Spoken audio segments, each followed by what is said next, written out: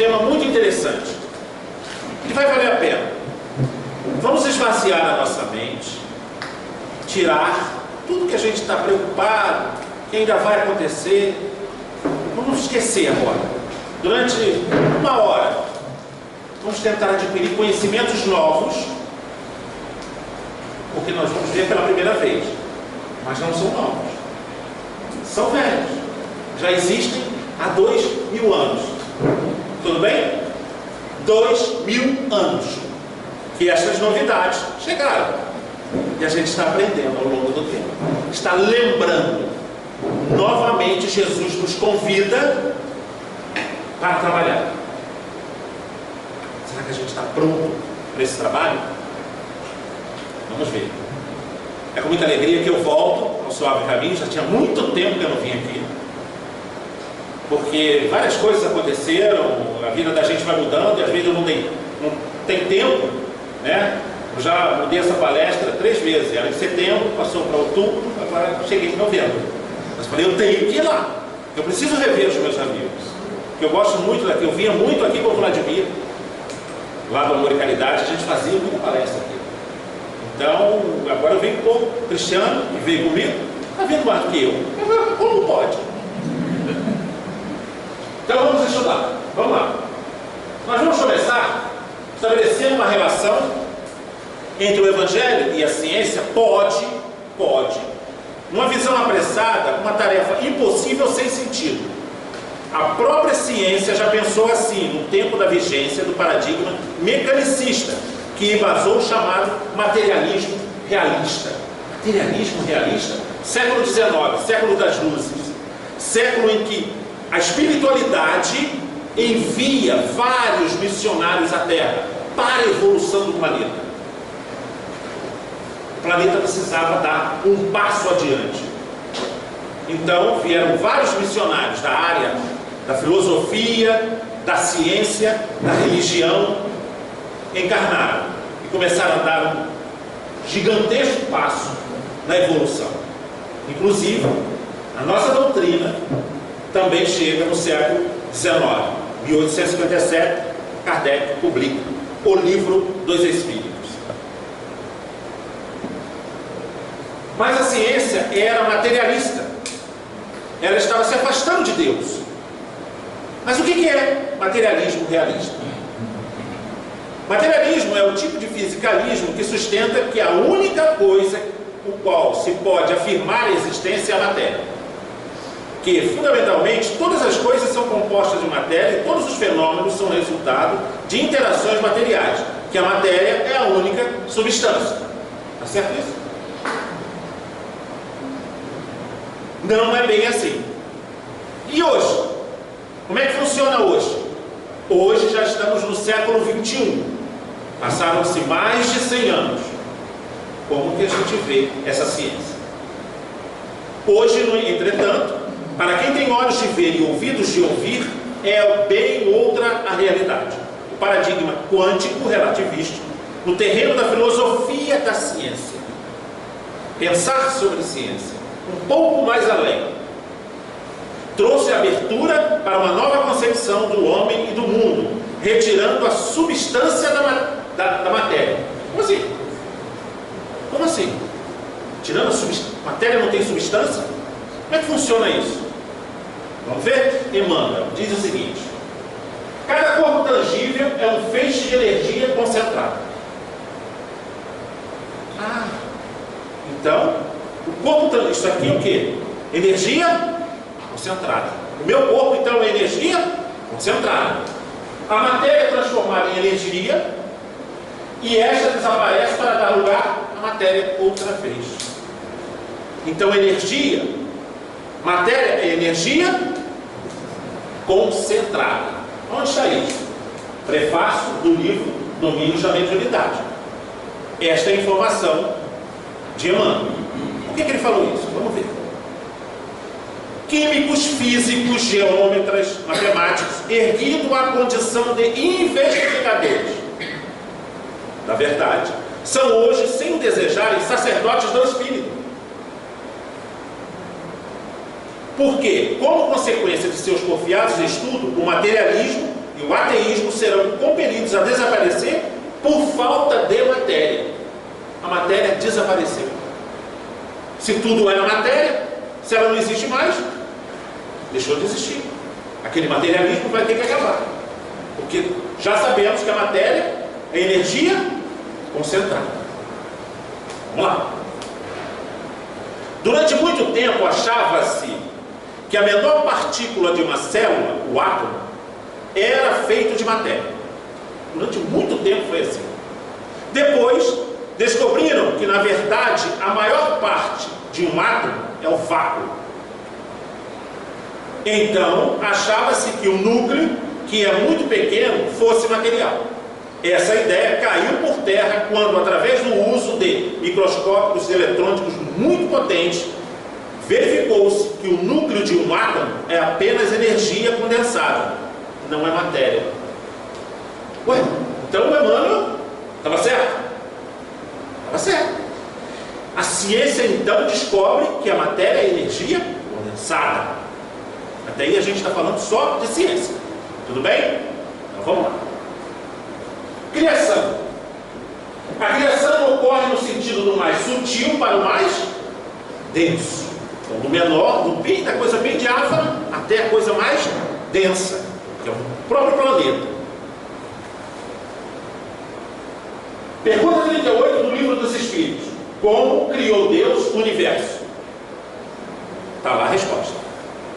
Para lhe servir de uma expressão corrente, direi, pela sua vontade. Nada caracteriza melhor essa vontade onipotente do que estas belas palavras da Gênese de Moisés. Deus disse, faça-se a luz foi feita. Faça-se a luz foi feita. Tá, tudo bem, a gente está falando de energia, de matéria, entrou luz aí nesse negócio, por que nessa conversa? Por que será? Vamos ver? Os conceitos da física quântica. Todo mundo sabe que a física quântica se iniciou no início do século XX, na década de 20, de 30. Os cientistas trouxeram então as novidades com a física quântica, que estuda a parte mais quintessenciada dos elementos. Tudo bem? Não vamos se aprofundar em física quântica aqui não, porque senão todo mundo vai dormir, só vamos acordar depois que acabar o Fantástico. Vamos lá. Elas nos fizeram saltar da posição de meros espectadores inoperantes do universo e de nós mesmos para a situação de co-construtores da realidade.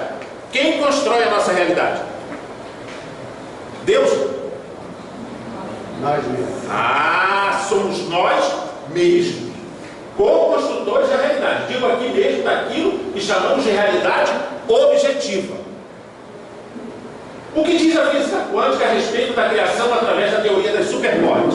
É uma teoria, mas é uma teoria muito interessante. Vamos ver. Afirma que tudo que existe no universo resulta da vibração de pequeníssimos e invisíveis filetes de energia chamados supercordas, que ao vibrar produzem a matéria em todas as suas características. Vale dizer, a matéria é filha da luz. A matéria é filha da luz.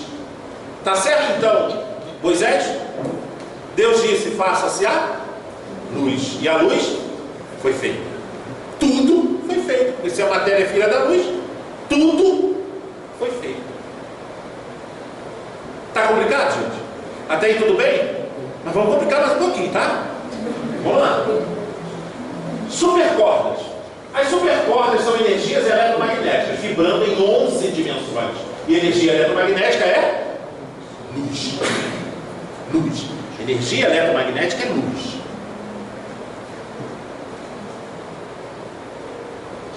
Aliança da ciência e da religião.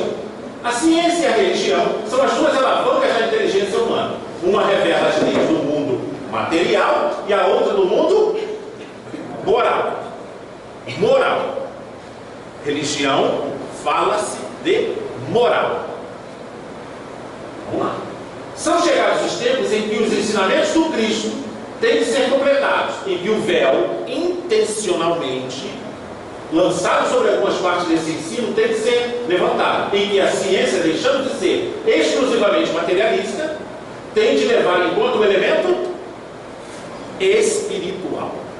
Se a ciência não levar em conta o elemento espiritual, não vai entender nada do que está acontecendo hoje. O médico materialista, ele não compreende por que o remédio não cura aquela pessoa. Não compreende. Vamos lá. Em que a religião, deixando de ignorar as leis orgânicas e imutáveis da matéria, como duas forças que são, apoiando-se uma na outra e marchando combinadas, se prestarão mútuo concurso. Mútuo concurso. Então vamos lá. Os pontos essenciais do Evangelho. Agora nós falamos de ciência, temos essa introdução, falando sobre supercordas, falando sobre luz, energia, sobre o que a ciência tem como base. Até então era tudo materialista, depois se viu que não era, existia algo a mais. Então, os pontos essenciais do Evangelho: o amor, a tolerância, a fé, o perdão. São reconhecidos? São reconhecidos pela ciência? São reconhecidos? São reconhecidos pela ciência como elementos básicos para um viver pleno de saúde, sob o ponto de vista orgânico, psicológico. Orgânico, psicológico. Amor, tolerância, fé e perdão. Vamos ver? A psicanálise informa que a etiologia de todas as enfermidades mentais de fundo emocional são as seguintes: a perda da capacidade de amar. Amar quem? A si próprio, ao outro, as coisas. Amar a vida. Amar a vida. A incapacidade de ter um grande amor à vida ou na vida. A vida ou na vida. E a ciência fala sobre isso? Fala. Vamos ver? Vamos lá. Esse companheiro aqui, ó, Greg Braden, chefe da computação aeroespacial da Phillips Petroleum, que até então ele estava fazendo uma pesquisa, hoje ele já não é mais. Ele já está fazendo outra coisa. Vamos ver. Autor de vários best-sellers, Greg Braden é reconhecido internacionalmente como pioneiro na ponte ciência e espiritualidade e o mundo real. Diz ele: os pensamentos de amor fortalecem a glândula timo. Os pensamentos de amor? Pensamentos? Os pensamentos de amor fortalecem a glândula timo, uma pequena glândula de 2 lóbulos localizada atrás do osso externo, que é responsável pelo nosso sistema. Sistema o quê? Sistema imunológico? Serve para quê? Esse sistema serve para proteger quem? Nosso corpo contra as. Então está chegando o verão, para quem não sabe, o verão já está chegando, com ele vem um mosquitinho chamado Aedes aegypti. Com ele vem o quê? Dengue, chikungunya, zika e tudo mais. O que a gente tem que fazer? Tem o quê? Pensamentos de amor para fortalecer o quê? O sistema imunológico. Quem tiver pensamento de amor e atitudes de caridade não vai ter dengue, nem chikungunya, nem nada. Tá simples? O negócio é fazer. Vamos lá. Aqui é a glândula timo. Olha aqui. A principal função da glândula timo é a produção de células T, também conhecidas como linfócitos T, responsável pela imunidade corpórea. Olha aqui onde ela se localiza, ó. Aqui, ó. Sistema endócrino. Olha aqui. Tá vendo? Tireoide e aqui a glândula timo. Tá vendo onde ela funciona? Exatamente aqui. Exatamente aqui. Esta glândula é super importante para a nossa saúde. Pensamentos de amor. Se a gente não aprender nada hoje, a gente esquecer tudo. Vamos lembrar: pensamentos de amor fortalecem a glândula timo. Nunca mais esqueça disso. Quando você for fazer algo ruim, você lembra: ih, caramba, não posso. Porque os pensamentos de amor fortalecem a glândula timo. Se eu pensar negativo, se eu agir com ódio, eu vou ficar doente. Eu te amo. Ele cruzou com você, fechou seu carro na estrada, você parou, eu te amo, vai comigo. Claro!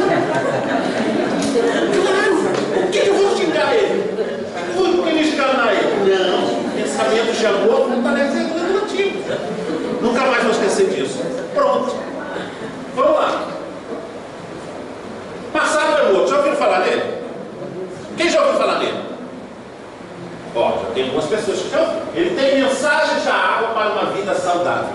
Dr. Emoto, ele fez uma pesquisa fantástica. Vamos ver. Dr. Emoto acredita que as emoções humanas são capazes de alterar a estrutura dos cristais da água. Quando a água recebe um tratamento com emoções positivas, como amor, gratidão, alegria, os cristais formados são magníficos, ficam perfeitos.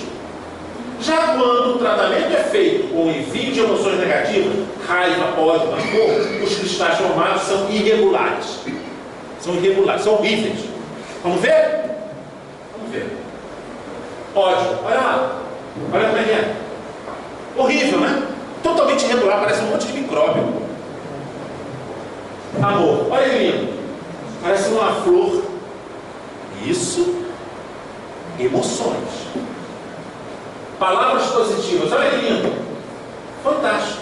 Ele, o que ele fazia? Ele pegava a molécula da água, colocava lá palavras positivas para aquela molécula, e depois ele congelava e fotografava para ver como é que ficava.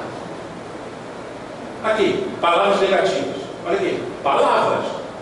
Vocês já ouviram falar que palavra tem poder? Os nossos irmãos protestantes sempre falaram isso, não falaram? A palavra tem poder. Até tem. Até tem. Vamos estar vendo. Vamos lá ver. O ser humano é composto de 70% de água. Então, se as minhas emoções interferem nas moléculas da água, as minhas emoções vão interferir no meu sistema imunológico. Todo o meu corpo vai ter uma referência. Então ele diz, assim como o planeta Terra, se a raça humana como um todo enchesse seus corações de amor e gratidão, poderíamos estar vivendo um cenário completamente diferente. O que veio ensinar Jesus?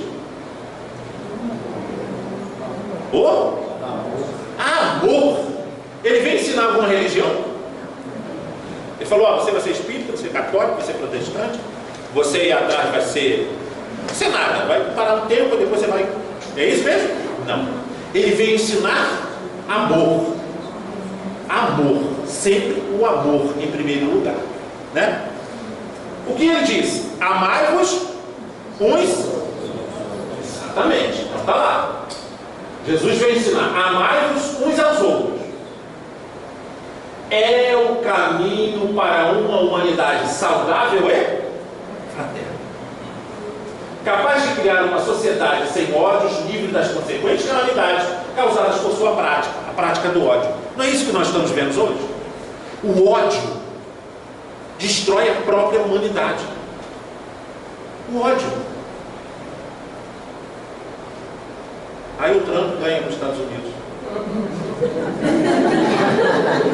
Estão querendo testar a nossa paciência. Então, pensamentos de amor. Tem. É isso mesmo? A espiritualidade vai dizer, vocês sabem tudo, né? Espera aí, ganha lá. O homem mais poderoso do mundo é o Trump. Fica difícil? Não reclame. Ele é presidente dos Estados Unidos. Interfere? Muito. Temos que vibrar para ele. O Obama já botou ele dentro de uma sala, 1 hora, conversou com ele. Ele saiu de lá igual um bichinho, igual um garotinho. Sentou do lado dele, você viu o cara dele? O Obama deve ter falado, agora, meu amigo, ou você muda, ou você vai embora. Porque você é o homem mais poderoso do mundo. Humanidade saudável e fraterna. Estamos num processo de transição. A gente não pode esquecer disso. Vamos lá. Os efeitos da lei do amor são o melhoramento moral da raça humana, a felicidade durante a vida terrestre. Os mais rebeldes e os mais viciosos se reformarão quando observarem os benefícios resultantes da prática desse preceito. Está lá no Evangelho segundo o Espiritismo. Então, o amor é a fonte de toda a nossa vida. Vida saudável, vida feliz. Estamos entrando então agora pelo caminho do Evangelho? A ciência está indo junto? Está. Vamos lá. Teoria. Conhece esse companheiro aqui? Todo mundo conhece ele? Quem é ele? Albert Einstein foi um missionário. Vocês acreditam nisso? missionário que Jesus enviou à terra e diz: vai lá e ajuda aquelas pessoas. Leve todo o seu conhecimento. E ele trouxe. Aí estão investigando o cérebro dele. Vou achar alguma coisa? Não, né? É só uma roupa. Porque o conhecimento dele estava no espírito. Ele disse o seguinte: sabemos, pela teoria da relatividade, que toda medida depende de um sistema de referências. Não se pode falar em muito grande ou muito pequeno sem estabelecermos um parâmetro. O que é muito grande? O que é muito... Tem que ter um parâmetro. Qual é o parâmetro? Então a gente está falando de quê? De amor. De amor, não é amor? Qual é o parâmetro que Jesus deixou para o amor? Ele disse: amai-vos uns aos outros. Mas ele completou. Como a ti mesmo, mas ele dá um parâmetro para esse a ti mesmo. Amai-vos uns aos outros como eu. Então qual é o parâmetro? O amor de quem? É igual ao amor que a gente tem pelas pessoas, não é? Não é o mesmo? A gente não tem esse amor pelas pessoas, gente? Claro que tem, não tem? A gente ama igual a Jesus, não é? Não ri, gente. A gente não ama igual a Jesus? Não ama. Ele tem. Olha lá. Aí eu botei essa imagem aqui que eu achei muito interessante. Jesus indica o padrão para amar ao próximo. Amai-vos uns aos outros como eu vos amo. Essa imagem. Não é pesado, é mesmo não. Porque se não fosse responder que era pesado? Então o amor precisa ter um parâmetro. Como eu vos amo. Amai-vos uns aos outros como eu vos amo. Ele disse isso aos apóstolos. Mas isso serve só para os apóstolos? Jesus tem palavras de vida eterna.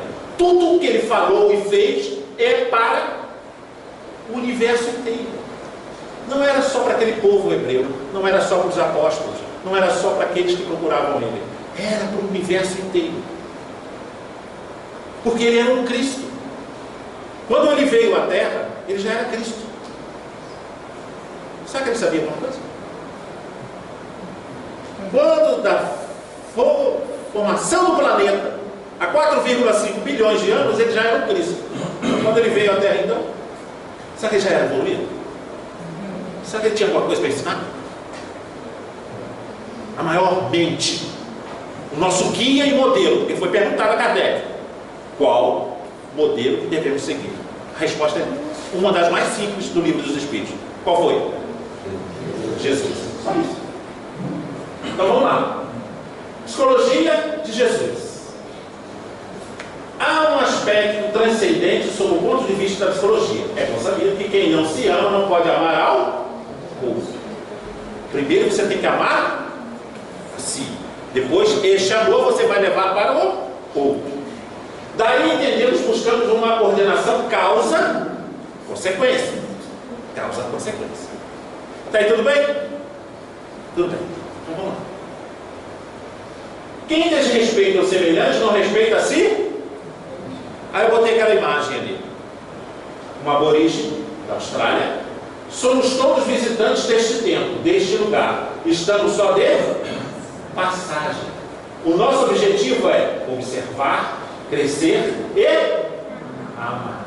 Muito bem. E depois vamos para casa. Depois vamos para casa. Quem disse isso foi um aborígene.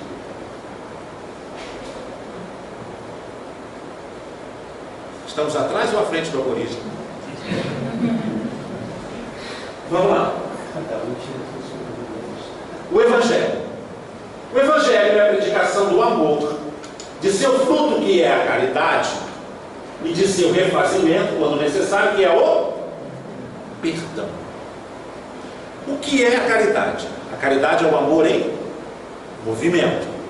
A caridade é o amor em movimento. Então eu vou fazer uma pergunta. Será que cientificamente perdoar é importante? O que vocês acham? É importante? Vamos ver o que a ciência fala sobre isso. Segundo a neurociência, o cérebro não estabelece diferença entre o que vê e o que recorda. No sentido de que, ao recordarmos algum evento, refazemos as mesmas redes neurais criadas na sua ocorrência. Como assim? Não entendi. O cérebro não sabe quando aquilo está acontecendo naquela hora ou se você está pensando. Para ele é a mesma coisa. É a mesma coisa. Ele vai fazer as mesmas redes neurais. Aí eu digo: quando lembramos de um ato ruim que uma pessoa fez para a gente, uma atitude que a gente não gostou, e a gente lembra daquela atitude, a pessoa não está aqui, mas a gente lembra daquela atitude, o cérebro vai entender que aquilo está acontecendo. Ele vai fazer a mesma rede neural. Ele vai, essas emoções vai alterar o nosso sistema neurológico? Vai. Olha só. Caramba. Como assim? Porque o cérebro também não faz diferença quando é fantasia e quando é realidade. Vocês sabiam disso? Tem uma história interessante de uma moça, uma senhora, ela vivia afastada da cidade. Ela estava grávida, estava nos últimos anos, ela era muito pobre, morava num barraco muito humilde. Então ela vivia fora da cidade. Ela chegou num estágio que o neném ia nascer. Não tinha como avisar quem? Não tinha telefone, não tinha internet, não tinha nada. Ela morava lá, afastada, dentro do mato. Aquele barraco. Então ela teve o neném sozinha. Teve o neném nasceu, ela pegou, colocou lá, embrulhou ele, colocou lá no bercinho, no quarto dele e veio para a sala. Aí ela se sentiu muito cansada, porque sozinha. Imagina, aí dormiu. O neném ficou lá. Aí, o que acontece? Quando ela acordou, ela despertou. Aí estava um silêncio. Aí ela viu a porta principal aberta. A porta do quarto onde estava o neném também estava aberta. Aí ela foi se aproximando devagarzinho. Quando ela... Vocês levaram o susto? Essa história não existe. Todos viajaram na história? Pois é, não existe. Isso não aconteceu. A moça não teve neném, não existia a casa. Não aconteceu nada. O cérebro sabe disso? O cérebro não sabe disso. Entendeu agora o grande mistério das novelas? Entendeu? Por que a novela da Globo faz sucesso? Porque a gente acha que aquilo é realidade. Para o nosso cérebro, aquilo é realidade. A gente fica com ódio do cara. Fica. O personagem. Quando o ator passa na rua, a gente quer jogar pedra nele. E foi pior. Hoje em dia é mais tranquilo. Mas foi pior. Então vamos lá. Redes neurais. Como é que funciona isso? Vamos ver. Aqui é um filmezinho curtinho, só para a gente entender como é que funcionam essas redes neurais. Olha lá. Tem uma música de fundo.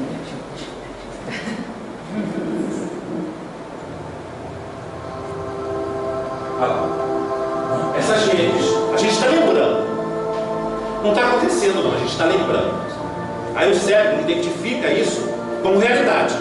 Para ele está acontecendo naquela hora. Olha lá o que ele faz.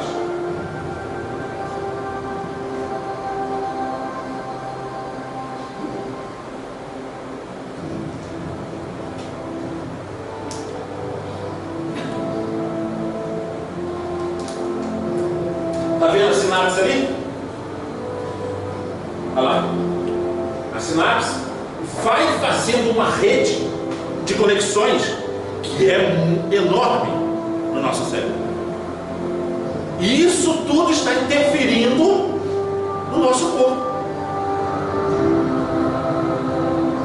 Tudo bem, gente? Posso andar? Vamos embora. Bora, senão ele falou para mim 11 horas, né? Essas redes, que a princípio seriam de curta duração, reforçadas pela lembrança constante, tornam-se redes de longa duração, a tal ponto que, com facilidade cada vez maior, qualquer evento nos vai retornar emocionalmente ao fato evocado. Qualquer evento. Aí André Luiz nos diz o seguinte: toda partícula da corrente mental nasce das emoções e desejos recônditos no espírito. Então vem a emoção. Depois da emoção vem o pensamento. Então diz ele: através dos fenômenos íntimos e profundos da consciência, cuja estrutura ainda não conseguimos abordar. Se desloca produzindo irradiações eletromagnéticas, cuja frequência varia conforme os estados mentais do... Então, o nosso pensamento é fonte geradora de energia eletromagnética. Nós vamos emitir e receber. Mas o que a gente vai receber? É o que nós vamos emitir. É na mesma frequência. Vamos lá.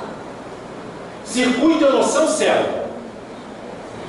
Sabemos que cada emoção vivida ou lembrada, agora a gente já sabe, determina no hipotálamo uma formação de aminoácidos de cadeia pequena, chamados peptídeos, que via pituitária entram na corrente circulatória, à procura de receptores nas células para chegar ao seu núcleo. Todo mundo entendeu ou está difícil? Está difícil, não é ciência, né? Mas nada mais simples. Exatamente isso. Que a gente pode entender aqui, que cada emoção vivida ou lembrada determina a formação de aminoácidos. Pronto. Aminoácidos. Vamos ver? Recebendo o mesmo tipo de alimento, peptídeos, produzidos por sentimentos negativos, por exemplo, as células poderão se habituar a eles e pedi-los ao cérebro. Poderão esses produtos viciar as nossas? Porque a célula é um ser vivo dentro de nós. Ela vai se acostumar com o alimento que nós estamos dando no nosso pensamento negativo. E esse pensamento negativo vai alimentar essas células. O que vai acontecer com elas? Elas vão ficar o quê? Quando você recebe coisa negativa, você fica doente. E a célula doente é câncer. A célula doente é câncer. Quando não recebemos isso porque levamos na nossa bagagem reencarnatória, porque nós temos dívidas. Ou aqui alguém acha que não tem dívida? Fora o cartão de crédito e outras coisas. Nós temos dívida. Ao longo de muitas jornadas. Então precisamos depurar isso. Mas nós sabemos que nós podemos depurar. De que forma? Pela dor ou pelo... o amor. Vamos lá. Assim, se recebemos uma agravo e não perdoamos, somos duplamente prejudicados. Se não perdoarmos cientificamente, isso vai nos prejudicar. Jesus já falava disso, gente. Jesus falava do perdão. Quantas vezes? 7 vezes? 70? O mesmo erro. Não são vários, não. O mesmo. 5 minutos de uma explosão de raiva cobram cerca de 5 horas do organismo para o refazimento de seus padrões e ritmos salutares. 5 minutos de raiva, 5 horas para refazer. Quantos 5 minutos de raiva a gente tem? Por dia? Por semana? Por mês? E esse ano que está acabando? Quantos 5 minutos a gente tem? Só Jesus. É o amor de Jesus. 5 horas. Nunca mais esqueçam disso. É o mesmo processo. Aquele cunhado maravilhoso, a sogra gentil, o primo, aquele parente que chega na sua casa na hora do almoço. Você acabou de fazer um almoço. Ele chega. Oi! Chega. Vou almoçar com você. O que você vai fazer? Expulsar ele? Não. Senta, vem, bora um pouquinho só. Vem. Diz que tem sobremesa. O que é a sobremesa? Banana com açúcar. Sobremesa. Porque 5 minutos de raiva são 5 horas para o organismo refazer, gente. É muito tempo. É muito tempo. Vamos lá. É indispensável compreendamos que todo mal por nós praticado conscientemente expressa de algum modo lesão em nossa consciência. E toda lesão dessa espécie determina distúrbio ou mutilação do organismo, que nos exterioriza de modo de ser. Em todos os planos do universo, somos espírito e manifestação, pensamento e forma. Por quê? Porque somos o que pensamos, o que vibramos. Atraímos na mesma proporção. na mesma faixa. Na mesma faixa. A física quântica nos diz que somos energia. Energia não se cria, nem se destrói. E diz também que somos emissores e receptores. Mas só recebemos naquelas frequências que somos capazes de vibrar. Entendeu Madre Teresa de Calcutá? Entendeu Chico Xavier? Divaldo Pereira Franco? O que eles vibram? Coisas boas. Aí o que ele recebe de volta? Coisas boas. Sabe o que você fazer uma palestra para 3 mil, 4 mil pessoas? Os pensamentos daquelas pessoas? Imagina. Ele precisa emanar o quê? Muito amor. Porque ele vai receber de volta na mesma proporção. Vamos lá. As correntes vivas fluem do íntimo de cada inteligência e se lhe projetarem no halo energético, estruturando-lhe a aura fotosfera psíquica. Todo mundo já ouviu falar de aura? Todo mundo sabe o que é aura? A aura. A base de cargas magnéticas constantes conforme a natureza de viés peculiar. Fotografia Kirlian, já ouviram falar? Ou kirliangrafia, é o método fotograma de acidentalmente. Isso é o que as pesquisas dizem. Acidentalmente descoberto em 1939 por Simon Kirlian. Isso é o que está escrito lá. Concluindo que se um objeto é colocado sobre uma placa fotográfica conectada a certa voltagem, uma imagem é projetada na placa. Isso é o que está escrito nas pesquisas científicas. Mas quando um pensamento, uma ideia é para a humanidade, ele chega em um lugar só? Chega em vários lugares. Se até então aquilo não se propaga, ele vai ter que mandar de novo essa ideia, não é isso? Foi exatamente o que aconteceu. Todo mundo até hoje achava que esse companheiro aqui, ó, Simon Kirlian, Rússia, 1939, ele criou essa fotografia Kirlian. Sabe o que a gente não sabia? E agora foi descoberto? Que quem descobriu a fotografia Kirlian foi um brasileiro. Você acredita nisso? Brasileiro. Ali. Padre Roberto Lander, de Moura. Brasil, 1904. Ué, e por que ele não registrou? Porque a igreja destruiu tudo. A câmera fotográfica dele, acabou com as pesquisas, acabou com tudo, jogou tudo fora, acabou fogo. Disse que era coisa do demônio. Ele é um cientista fantástico, esse padre. Agora está se revelando, porque foi achado nos documentos da igreja que conta a história desse padre.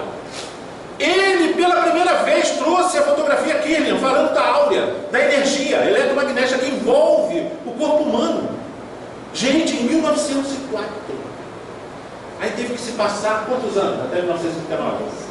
35 anos para a coisa vir à tona. Lá na Rússia. Vocês sabiam disso? Não, nenhum sabia. Fiquei sabendo quando estava pesquisando. Olha, um brasileiro, e a gente fala do brasileiro, vive reclamando, mas ele não faz nada. Claro que faz. E você acredita que este homem foi o criador do avô, da relíquia do celular? Sabia? Sabia não? Olha lá. Ele criou o primeiro telefone sem fio. Foi ele que criou.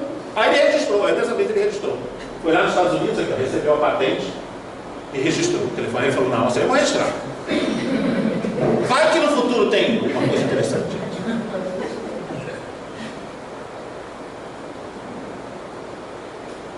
O telefone celular surgiu daí. Porque até então os telefones todos tinham fio. Desse era sem fio. A minha não, era pequenininho, dava para carregar uma mochila. Grande. Hoje em dia o celular está com bolsa. Vamos lá, então vamos lá. Fotografia Kirlian. Tudo tem uma energia. Tudo tem uma energia, tá vendo? Ó. Tanto é que hoje em dia os cientistas não usam mais a kirliangrafia, não falam como fotografia Kirlian, fala em bioeletrografia. A gente vai entender isso. Porque aí futuramente veio esse companheiro aqui, ó. Ele é um russo também. Dr. Konstantin Korotov, físico russo, professor da Universidade Técnica dos Estados de São Petersburgo, publicou mais de 70 artigos científicos em jornais de ponta em física e biologia e possui 12 patentes de invenções de biofísica. O que ele fez? A bioeletrografia e física quântica. O que é isso? Ele desenvolveu, não foi ele que inventou, ele só desenvolveu este método. Desenvolveu uma técnica similar à fotografia química, chamada de visualização de descarga de gás, GDV. O sistema de câmera de GDV de Korotov é composto de hardware e software para gravar diretamente, processar e interpretar as imagens GDV por um computador. Até aí, não entendi nada. Vamos ver mais para frente. Quiligrafia ou bioeletrografia, que é esse agora que as pessoas estão usando mais. Em setembro de 1999, a Academia de Ciências da Rússia, durante a realização de um congresso em Moscou, considerou oficialmente a quiligrafia como sendo um fato científico. Em 2000, o Ministério da Saúde da Rússia até recomendou para a prática médica naquele país. Então, na Rússia, a fotografia química, com o aparelho que nós vamos mostrar aqui, que esse médico desenvolveu, estuda a aura, a energia. Por quê? GDV bioeletrografia fornece uma análise precoce de muitos estados de doenças. GDV tem o potencial de servir como uma potente e extremamente abrangente ferramenta de diagnóstico médico, capaz de mostrar o mau funcionamento do corpo antes de qualquer sintoma físico, pois mostra o distúrbio de energia em primeiro lugar, a energia que nos envolve, ela vai criar um vácuo ou uma interface, um intervalo. Aquilo ali quer dizer que existe algum problema no nosso organismo. Quando? No futuro. Porque este aparelho vai determinar cuidar da doença até um ano antes dela aparecer no corpo físico. Vamos ver. A análise completa inclui os seguintes gráficos: campo energético, aura, físico, emocional, psíquico e espiritual. Análise das normalidades ou disfunções dos órgãos e sistemas. Tamanho e energização de cada um dos 7. Opa! Centros de força. Apresenta imagem dos possíveis órgãos e sistemas com disfunção. Que isso, gente? Que aparelho é esse? Isso é fantástico. Falar nisso, vocês viram isso no Fantástico? Por que nunca apareceu? Porque este aparelho, ele vai fazer o que com a indústria médica? A indústria farmacêutica? A falência. Aqueles remédios que vêm depois da doença já aparecer, vai acabar. Porque ele determina, através do estudo da aura, da energia, quando a pessoa vai ficar doente e qual órgão vai ficar doente. Só vendo um dedo, a aura do dedo. Vamos ver. O GDV é concebido para análise do estado funcional do corpo humano, através do cálculo dos parâmetros integrais de distribuição de energia nos órgãos. Os dados obtidos são apresentados na forma gráfica como diagramas circulares. Olha ali. Olha aqui como é que funciona. Este aqui é o aparelho. Olha aqui como é que funciona. Está vendo? Todos nós temos energia. Esse gráfico aqui vai mostrar exatamente aonde está a disfunção. Aonde nós vamos ficar doentes. Ou não. Esse aparelho já existia no plano espiritual? Já. André Luiz cita ele no livro em que fala da câmara de passe. Quando os espíritos técnicos do passe analisam uma pessoa para a aplicação do passe, é naquele aparelho. É um aparelho exatamente igual a esse. Mais moderno, claro, né? Porque o André Luiz, o cara está na mão, o aparelho está na mão do técnico. Aqui por enquanto ainda está assim, tem que ligar, não sei o quê. Já é rústico. Mas ele já chegou. Porque a nossa energia é que vai dar exatamente o que está acontecendo conosco, ou o que vai acontecer ainda no futuro. Olha lá como é que funciona a análise. Ele coloca o dedo naquele aparelho aqui, ó, nesse aparelho, as mãos, então vai perceber aonde que está a disfunção. Cara, isso é fantástico. Isso é futuro. Todos os hospitais da Rússia já têm esse aparelho. autorizado pelo Ministério da Saúde. Mais 40 países no mundo. Já chegou no Brasil. Vocês sabiam disso? Já chegou no Brasil? Já tem no Brasil. Essa senhora aqui, ó, Alexandra Latieva, ela é de Atibaia, São Paulo, ela leva o aparelho e faz a demonstração nos hospitais. A maioria dos hospitais de Curitiba ficou interessado nesse aparelho e já comprou. E tem vários cientistas brasileiros, estudiosos, pesquisadores, já trabalhando com isso. E também com a fotografia, Kirlian, que agora é bioeletrografia. Porque a bioeletrografia também faz uma previsão se a pessoa está doente ou não. Então, quando a gente ficar doente, a gente vai para onde? Curitiba. Tem um aparelho lá. Só tem lá por enquanto. A Quinta das Ostras chegou ou não, né? Será que o INPS já comprou? Será que o Temer vai mandar comprar? Essas coisas a gente não consegue ver na mídia. Vocês já sabiam disso? É de conhecimento geral. Mas os cientistas já sabem disso há mais ou menos 40 anos. Porque os primeiros foi na década de 60 que começaram a estudar a fotografia Kirlian para o tratamento. Mas eles chamam de quê? Tratamento paralelo. Alternativo. Que alternativo? Não é alternativo nenhum. Está comprovado cientificamente. Então vamos lá.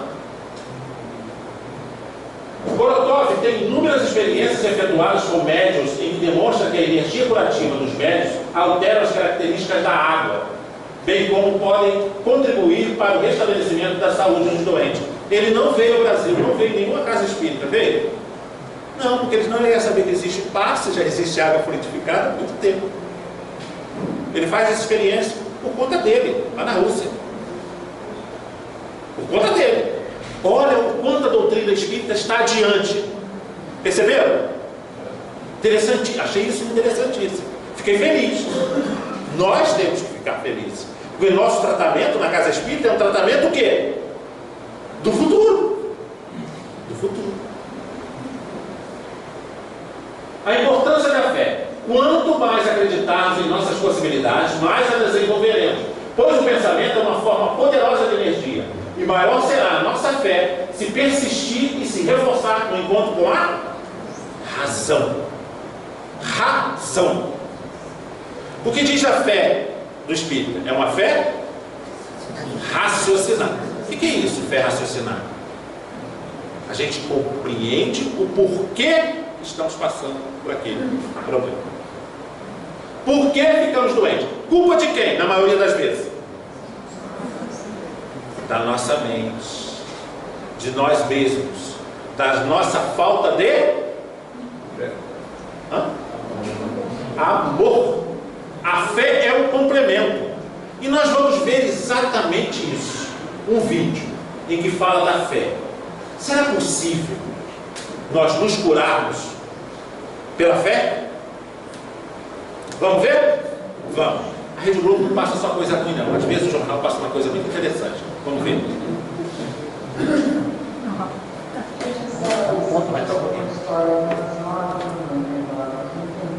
Um desafio enorme para conseguir ter o primeiro bebê. Eu conversei com ela alguns dias atrás e me emocionei.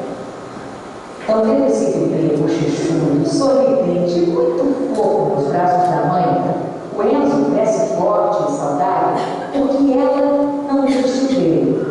Aos 14 anos, Fabiana foi diagnosticada com estenose mitral grave, uma doença cardíaca. No coração dela, a válvula mitral não abria direito, e isso afetava o fluxo de sangue com oxigênio que vai para todas as partes do corpo. Aos 25 anos, a doença se tornou gravíssima. A Fabiana corria risco de morrer, precisava fazer uma cirurgia no coração, mas ela estava grávida de 7 semanas. E os médicos disseram que se ela fizesse essa operação, tanto ela quanto o bebê poderiam morrer, e que o indicado era interromper a gravidez.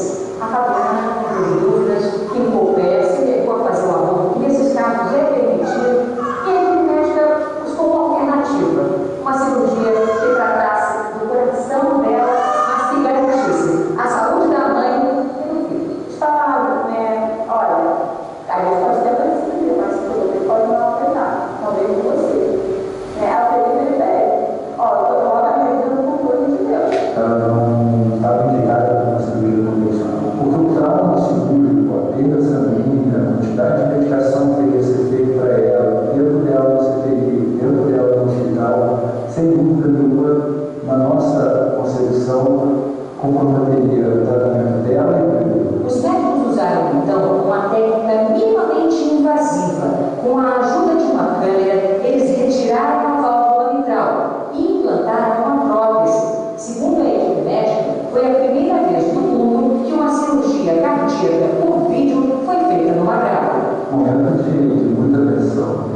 isso tudo, sem dúvida nenhuma, que afeta o emocional do indivíduo. Mas quem cuidou disso foi a Fabiana, né? Uma paciente que o tempo inteiro foi positivo. Olha a minha senhora, eu peguei nos braços do meu braceiro, mas eu peguei meu braceiro. Muito obrigada. Eu amo hoje pelo milagre, né? E o milagre na nossa vida, assim, que eu vivi o milagre. O milagre existe ou não existe? O que ela teve? Fé, confiança, merecimento.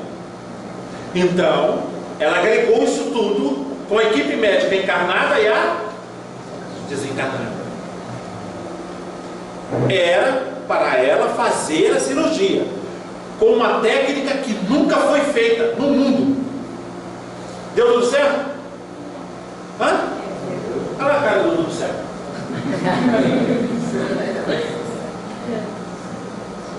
Confiança, fé, aí nós chamamos e utilizamos a palavra milagre, merecimento. Por quê? Porque a fé raciocinada é o quê? Aquela capaz de somar-se ao conhecimento científico, resultando numa sabedoria plena. Então o conhecimento científico só não adiantaria, se não tivesse a confiança, a fé e a vontade dela de viver e de deixar viver o bebê. Vamos lá. Lei 2 mandamentos espíritas, dado pelo Espírito de verdade. Espíritas. Qual foi o primeiro? Amai-vos. O segundo? Então está tudo certo? O Espírito de verdade está certo? Está. Porque a primeira coisa que temos que fazer é amar. Porque o amor e os pensamentos de amor fortalecem Fortalece o quê? A glândula? Que é responsável pela nossa saúde. Pronto. Se vocês lembrarem só disso, a palestra toda está perfeita. Está fantástico. E está acabando o tempo, porque ele falou até 11 horas, mas eu vou terminar agora. Finalizando então. Diz o nosso codificador o seguinte: o Espiritismo está marchando ao lado da ciência e oferecendo um caminho muito rico para novas descobertas no terreno mais sutil. A ciência demonstra que é bom fazer o bem que Jesus. A ciência demonstra. A ciência. Quando nós encontramos um médico que é ligado à doutrina espírita ou é espiritualista, não é melhor? Muito melhor, não é? Muito melhor. Porque ele une a ciência para ter o ser o quê? Ele analisa o ser integral. Porque não somos só físicos, somos espirituais. Espirituais. As nossas emoções é que comandam a nossa vida, para melhor ou para pior. Diz o codificador: a ciência lhe foi dada para o seu adiantamento em todas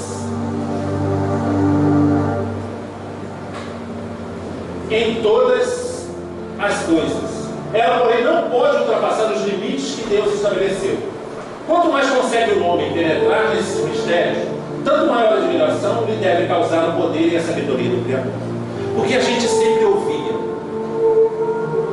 o homem está querendo ultrapassar Deus. Lembra o bebê de proveta? Não é nada disso. Deus só permite o conhecimento quando nós já temos a capacidade de usar aquele conhecimento. A própria evolução do planeta. Ele esperou 11 séculos, 18 séculos, para enviar a terceira revelação. 18 séculos. É isso que temos que fazer, esta reflexão novamente. A primeira coisa, amai-vos. A segunda, instruí-vos. Porque tem muita coisa para a gente aprender. Na internet, inclusive, quem quiser falar, ver sobre a bioeletrografia, é só colocar lá no Google. O professor Google sabe tudo. Então vai ter muitos vídeos sobre isso, interessantíssimos. E essa palestra é baseada nessa uma revista aqui, ó, Cultura Espírita, o Evangelho de Jesus e a Ciência Contemporânea. Os créditos é do Moacir Costa de Araújo Lima. Ele é físico, professor, escritor e expositor espírita de Porto Alegre. Então, me baseei aqui nessa reportagem que ele fez na revista Cultura Espírita, que é de julho de 2015, para fazer a base dessa palestra. A base dessa palestra. E para a gente encerrar, eu gosto sempre de encerrar, não sei se vocês lembram, com música. Mas dessa vez não vai ser uma música, vai ser um vídeo curtinho. Quando será que começou essa mudança? Quando será que a humanidade passou de um estágio primitivo para um estágio de evolução? Quem será que trouxe essas novidades para a nossa evolução? Vamos ver? Vamos.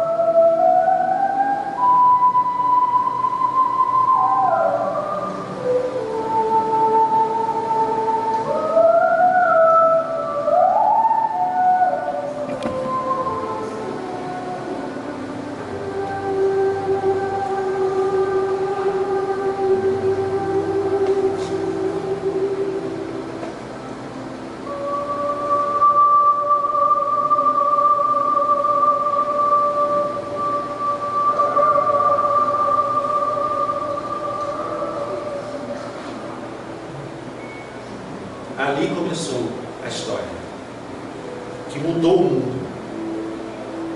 O governador do planeta veio e esteve entre nós e nos disse: amai-vos uns aos outros, como eu vos amo. Muita paz. Muito obrigado pela atenção de vocês.